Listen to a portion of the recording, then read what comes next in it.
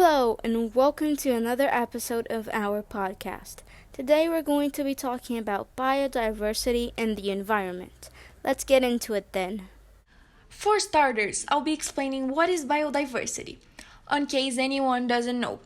Biodiversity is the interactions all living organisms have with each other and with the environment that they live in. The amount of species of plants, animals, and even microorganisms, the diversity of genes in those species, and the different ecosystems on the planet, such as deserts, rainforests, and coral reefs, are all part of a biologically diverse Earth. But you might be wondering, why is it so important? Why do we often hear the word biodiversity? That is because the conservation and sustainable use of biodiversity can provide significant benefits to our health. Without a global environment that is healthy and capable of supporting a diversity of life, no human population can exist.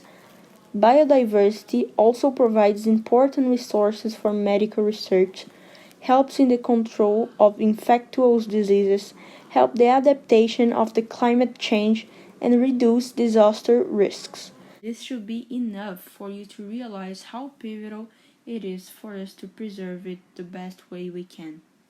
But how this day came to be? Well, in the 1970s, humans' concern for the environment began to grow.